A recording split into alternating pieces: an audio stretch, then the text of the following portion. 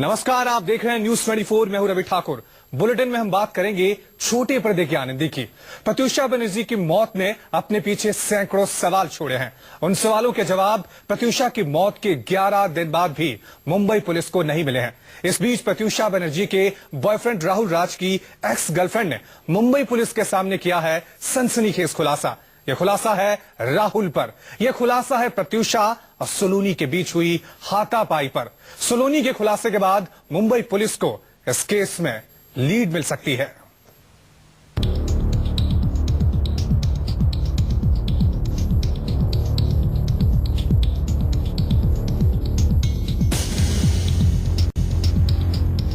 11 दिन बीत गए, लेकिन माया नगरी की सबसे बड़ी मौत की मिस्ट्री अब तक नहीं सुलझी है।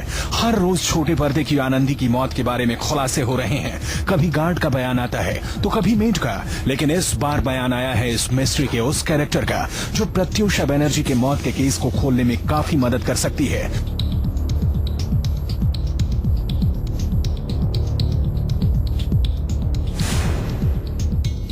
जी हाँ, राहुल की एक्स गर्लफ्रेंड सलोनी ने पुलिस के सामने अपना बयान दर्ज करा दिया है।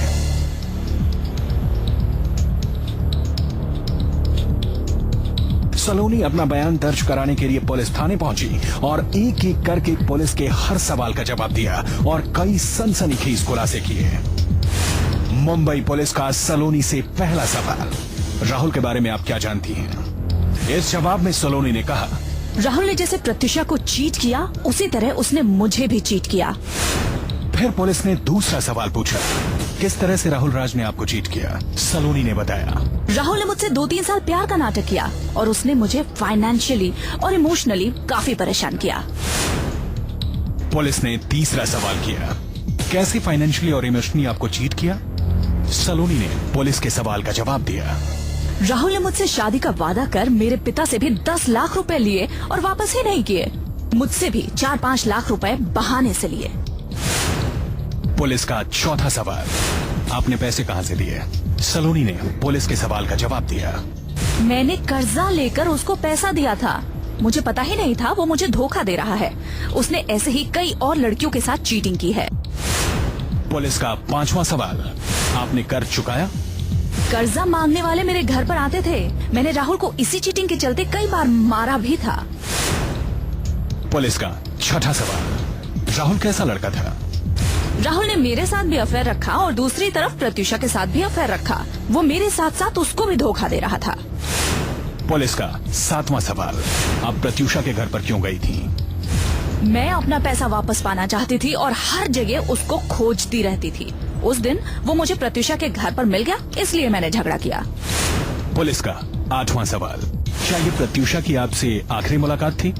मेरा प्रत्यूषा से कोई भी लेना देना नहीं था। उस दिन के बाद मैं प्रत्यूषा से कभी नहीं मिली। 1.5 महीना पहले इसी सब की वजह से मैं प्रत्यूषा के घर गई थी और राहुल को भी मारा और प्रत्यूषा से भी झगड़ा किया था।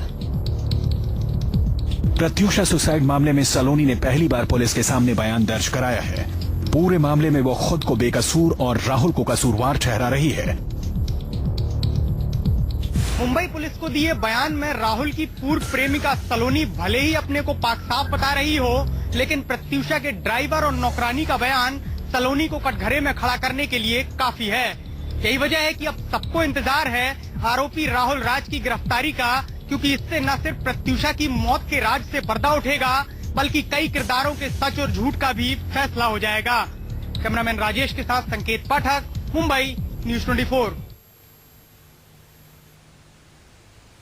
प्रत्यूषा बनर्जी की दादी भी अब खुलकर सामने आ गई हैं। प्रत्यूषा की दादी ने कहा है कि प्रत्यूषा ने आत्महत्या नहीं की है, बल्कि उसका कत्ल हुआ है और प्रत्यूषा की हत्या के पीछे है 1 करोड़ रुपए की इंश्योरेंस पॉलिसी, जिसका नॉमिनी और कोई नहीं बल्कि राहुल था, जबकि राहुल प्रत्यूषा की शादी नहीं हुई थी।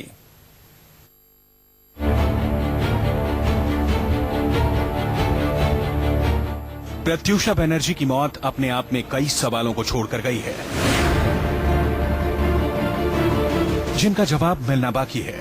पुलिस हर रोज प्रत्यूषा की मौत के पीछे का सच जानने की कोशिश कर रही है।